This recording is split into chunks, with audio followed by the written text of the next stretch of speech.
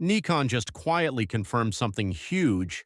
Practically every camera in their lineup is being reworked right now, all overlapping in different stages of development. The Z9, the Z8, the Z7, the Z6, the ZF, and now a brand new compact nobody saw coming.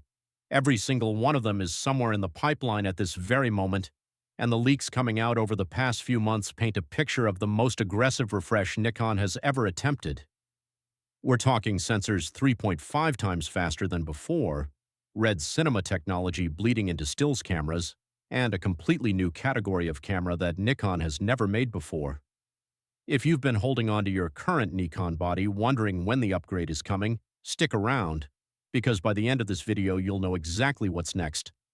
If this is useful, drop a like, subscribe if you're new here, and share this with a fellow Nikon shooter before we dive in. Let's start with the big one because the Z9 II is shaping up to be the most dramatic leap Nikon has ever made in a flagship body. Starting with the sensor and processor, the headline rumor is a new 46-megapixel stacked sensor that's roughly 3.5 times faster than what's inside the current Z9, paired with a next-generation X-speed processor to drive it. Instead of chasing a global shutter, Nikon appears to be squeezing that speed out of readout improvements alone, pushing flash sync all the way up to 1/720th of a second, which edges shockingly close to global shutter territory without the usual trade-offs. There's also a low native ISO of 32 in the mix, which insiders are describing as delivering medium format-like image quality, a bold claim for a full-frame body. Moving to autofocus, Nikon is expected to bring a new AI-driven subject tracking system that noticeably improves both tracking performance and raw focusing accuracy compared to the current Z9. The system builds on Nikon's existing subject detection engine but with sharper recognition and stickier tracking through fast erratic movement, which is exactly the kind of upgrade sports and wildlife shooters have been asking for. Paired with a faster sensor readout, this should also mean less rolling shutter distortion when tracking subjects moving quickly through the frame. On burst shooting, expect speeds of 60 frames per second in full-resolution RAW, with a jump to 120 frames per second when shooting in DX crop mode. With numbers like that, pre-capture RAW is widely expected to come along for the ride too, letting the camera buffer frames before the shutter is even pressed. For video, this is where Nikon's acquisition of Red really seems to be paying off. The Z9 II is rumored to support 12-bit RAW video up to 8.3K in OpenGate 3:2, meaning the entire sensor gets used for maximum flexibility in post-production. Extended recording times are also part of the conversation, with talk of continuous recording pushing past the 6-hour mark, backed by a significantly upgraded thermal management system so the camera can actually sustain that kind of workload without overheating. The catch is timing. This camera has been pushed back more than once, with the Red integration reportedly complex enough that Nikon wants to get it right rather than rush it out. So while the specs are jaw-dropping, patience is clearly part of the deal here. Next up is the Z8 II, and this one is essentially a smaller, more travel-friendly version of everything happening with the Z9 II, minus a bit of the top-end firepower. Starting with the sensor and processor, expect the same core 45.7 megapixel resolution to carry over, rather than any jump to something like 60 megapixels, since Nikon's own engineering has consistently favored 45.7 as the sweet spot between resolution, speed, and heat management. What does change is the processor and the underlying image pipeline, which is expected to borrow directly from the Z9 II's foundation, bringing faster overall performance without needing a resolution bump to justify the upgrade. On autofocus, the Z8 II is expected to inherit the same AI-driven tracking improvements coming to the Z9 II, giving it flagship-level subject detection and tracking accuracy in a smaller body. This is the kind of trickle-down Nikon has done before, and it's what made the original Z8 such a hit as a mini Z9. For burst shooting and buffer performance, expect continuous shooting speeds that stay competitive with the current Z8's already fast output, refined further by the new processor rather than a dramatic generational leap. On video, Red's influence is once again in the mix, though likely in a slightly trimmed-down form compared to the Z9 II. NRAW and ProRes RAW HQ are expected to remain the core internal codecs, with talk of full Red Code RAW support still unconfirmed at this stage. Rounding out the body and handling, expect the same compact gripless form factor that made the original Z8 so popular, with modern refinements to weather sealing and ergonomics layered on top. The timing here is worth noting. Most analysts expect the Z8 II to land after the Z9 II, likely in late 2027 or even 2028, following Nikon's usual pattern of flagship tech trickling down about a year or so later. Pricing is also expected to creep up into the $4,000 to $5,000 range, reflecting just how much flagship-level tech is being packed into this body. Now let's talk about the camera Nikon fans have been begging for the longest, the Z7 III, and this one's story is really about resolution. Starting with the sensor and processor, the biggest debate right now is just how far Nikon pushes the megapixel count. Some of the louder rumors throw around numbers as high as 61 or even 80 megapixels, positioning this as a direct answer to high-resolution rivals in the landscape and studio space. But the more grounded expectation is a sensor closer to the traditional 45.7 megapixel mark, likely built on the same partially stacked architecture Nikon introduced with the Z6 III, paired with the Expeed 8 processor to keep everything running smoothly. On autofocus, expect a meaningful jump over the aging Z7 II, with tracking and subject detection brought up to match what's already working so well in the Z6 III, even if the Z7 III isn't chasing the blistering speeds of the Z8 or Z9. For burst shooting, this camera isn't being built for sports or action in the first place, so expect solid but not flagship-tier continuous shooting speeds, with the real emphasis placed on image quality over frame rate. On video, expect capability roughly in line with the Z6 III, giving hybrid shooters a genuinely usable video toolkit without this camera trying to compete with the video-first models in Nikon's lineup.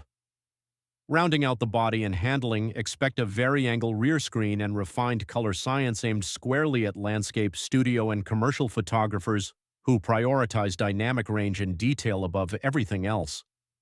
The timing on this one has been famously murky, with rumors circulating since 2023, but the latest chatter points to a mid-2026 announcement, with pricing expected to land around $3,499, positioning it as a premium stills first alternative that sits just below the hybrid-focused Z8. Moving on to the mid-range workhorse of the lineup, the Z6 IV, which looks like it's aiming to build meaningfully on what made the Z6 III such a hit. Starting with the sensor and processor, expect a full-frame sensor somewhere in the 28 to 33 megapixel range, a step up from the current 24.5 megapixels, with strong community speculation pointing toward a partially stacked design that improves further on the already excellent readout speeds of the Z6 III. On autofocus, expect the tracking and subject detection to be refined further, carrying forward the strong foundation the Z6 III already laid down, with incremental gains rather than a complete overhaul. For burst shooting, expect continuous shooting speeds that stay competitive with or exceed the current Z6 III, aided by the faster sensor readout that a stacked design would bring. On video, expect upgraded 6K internal recording along with improved codec support, building on the Z6 III's already strong hybrid video reputation and keeping this camera positioned as one of the best all-rounders for photographers who also shoot serious video. Rounding out the body and handling, expect the same well-liked ergonomics and build quality from the Z6 III to carry over largely unchanged, since that formula has clearly been working well for Nikon. The timing here is the furthest out of the bunch, with the Z6 III having only launched in mid-2024 and Nikon's focus currently locked on the Z9 II and video-centric products. Most analysts don't expect the Z6 IV before late 2027, with some pushing that estimate into early 2028. Now for one of the most talked about cameras on this list, the Zf II, and this is where retro styling meets some genuinely serious internals. Starting with the sensor and processor, the strongest and most consistent rumor points to Nikon carrying over the Z6 III's 24.5 megapixel partially stacked sensor, paired with the Expeed 8 processor. That combination alone would represent a massive leap over the current ZF's unstacked sensor and Expeed 7 setup, essentially bringing flagship-adjacent tech into a retro-styled body for the first time. On autofocus, expect the Zf II to surpass what the current Z6 III offers, with faster and stickier subject tracking made possible by that partially stacked sensor design, a significant jump over the standard ZF's autofocus system. For burst shooting, expect speeds around 20 frames per second in RAW and up to 60 frames per second in JPEG, a dramatic improvement over the current ZF and squarely in line with what the stacked sensor architecture enables. On video, expect support for 6K 60p and RAW along with 4K 120p in ProRes RAW, plus 10-bit internal recording, giving this camera a genuinely capable video toolkit that goes well beyond what a photography-first retro camera has traditionally offered. Rounding out the body and handling, expect the same beloved retro design language to carry over largely intact, since that's exactly what's made the ZF such a runaway success, with refinements focused on internals rather than reinventing the aesthetic. The timing here is still a bit of a moving target. Some chatter points to a second half of 2026 release, which would conveniently stagger this camera's launch between the Z6 III and the upcoming Z6 IV, giving Nikon a steady stream of releases rather than clustering them all together. Now for something completely different, the Nikon ZL, and this one isn't a successor to anything. It's Nikon stepping into a category it has genuinely never touched before. Starting with the sensor and processor, the leading rumor points to a full-frame sensor in the 24 to 26 megapixel range, paired with the X-Speed 8 processor. Nothing exotic here because this camera isn't about chasing specs on paper, it's about the experience around them. The headline feature is what's missing: no viewfinder at all. This is Nikon building a purely screen-based, photo-first compact, aimed squarely at the kind of shooter who wants full-frame image quality in a pocketable body.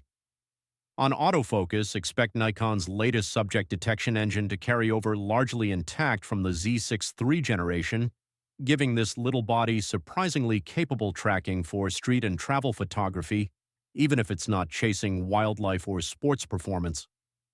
For burst shooting, this isn't a speed camera by design, so expect modest but perfectly adequate continuous shooting speeds, with Nikon clearly prioritizing image quality, size, and handling over frame rate. On video, expect solid but not flagship-level capability, likely 4K without heavy cropping, aimed at content creators and vloggers rather than serious cinema work, keeping this camera firmly in the photo-first lane.